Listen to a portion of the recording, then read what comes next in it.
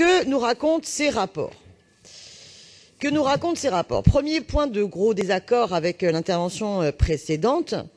Finalement, à travers ce rapport et la réponse que la ville a déjà faite, à ce rapport, Paris est plutôt fier vis-à-vis de la Cour des comptes sur la gestion de ses ressources humaines, et elle se vante finalement d'être dans une maîtrise du volume d'effectifs, puisqu'on a, sur la période 2010-2015, finalement, en termes d'effectifs réels en équivalent temps plein, une très forte stabilité. Mais c'est justement le problème que je soulève et que je ne cesse de dénoncer budget après budget, année après année.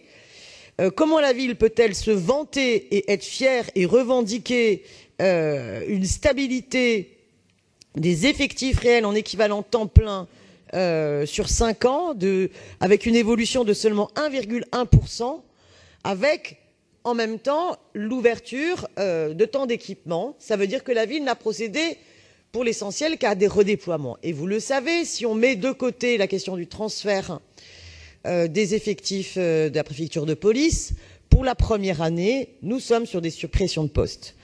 Et comme j'aurais souhaité pouvoir questionner Christophe Girard lundi, je le refais aujourd'hui.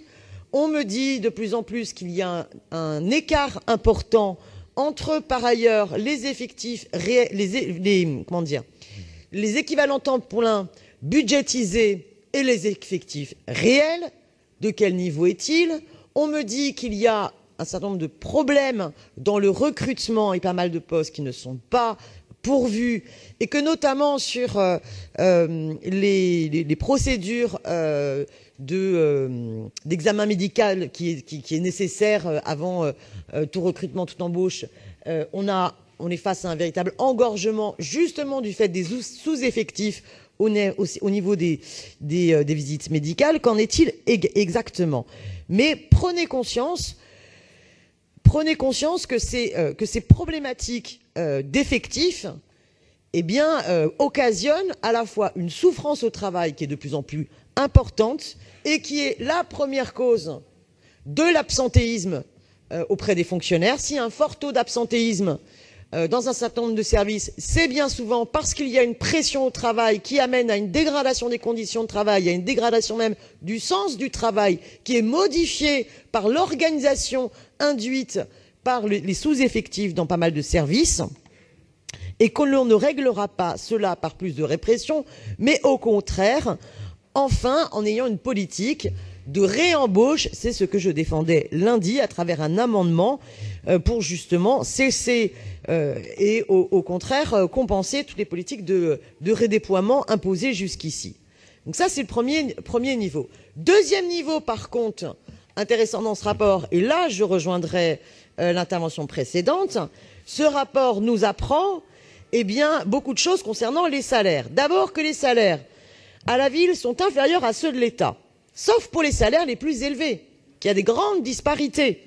La rémunération brute moyenne des agents parisiens, salaire brut moyen de 2 555 € par mois en 2013, est supérieure à celle de la fonction publique territoriale de 2 218 €, mais inférieure à celle de la fonction publique d'État de 1 982 €.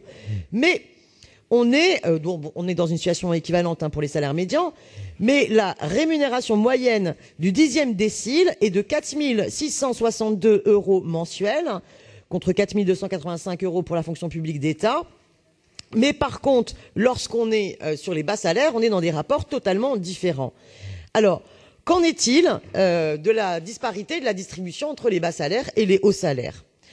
Vous savez que dans les sociétés d'économie mixte, pour celles et ceux qui dans cette assemblée continuent à siéger, vous êtes amenés à voter les rémunérations des directeurs des sociétés d'économie mixte. Bon, moi je me souviens dans la mandature antérieure, quand je siégeais dans des conseils d'administration, j'avais découvert et j'avais été effaré de voir que les directeurs des sociétés d'économie mixte touchaient dans les 15 000 € par mois. 15 000 € par mois. Et alors, je vous passe les mesures de parachute doré complètement exorbitants qui étaient prévues. Et je votais contre. Et je me retrouvais, voilà, des primes hallucinantes. Il y avait tellement de zéros là-dedans que j'arrive pas à m'en souvenir. Mais j'étais la seule à chaque fois à voter contre. Tout groupe confondu, les gens regardaient généralement leurs chaussures au moment du vote, me disaient ensuite dans les couloirs que j'avais raison, mais n'osaient pas voter contre. Bien. Et ce qu'on me disait tranquillement, oh, mais tu sais, c'est les mêmes montants de rémunération pour les directeurs d'administration parisienne. Alors, monsieur le directeur, monsieur le maire, j'aimerais bien savoir ce qu'il en est, monsieur Christophe Girard, quel est le montant en moyenne des directeurs d'administration parisienne? Est-il toujours équivalent à ceux des directeurs des sociétés d'économie mixte, ou bien la rémunération des directeurs des sociétés d'économie mixte a-t-elle par ailleurs baissé? Je sais que c'est un sujet connexe. Vous inquiétez pas, monsieur Frédéric Ocard, je vais bientôt conclure, mais cela m'intéresse, parce qu'à côté de ça, les catégories C sont dans une situation terrible, voilà, avec des salaires très bas, et ceux qui sont en situation de précarité, on a encore pas mal de personnes qui sont en emploi non temps plein. Alors je sais qu'il y a un travail qui est fait pour transformer cela en emploi à temps plein, pour lutter contre les temps partiels imposés, mais on a vu sur l'intervention sur la déprécarisation tout à l'heure, le plan déprécarisation, il n'est pas encore, il est encore loin d'être abouti, et dans nombre de services, on a encore beaucoup de contrats précaires. Je ne reviens pas non plus sur la question des contrats aidés, où la ville pourrait prendre ses responsabilités pour titulariser les emplois qui peuvent l'être, et en même temps accompagner en CDD et en formation ceux qui ne correspondent pas à des emplois permanents. La bataille doit se poursuivre.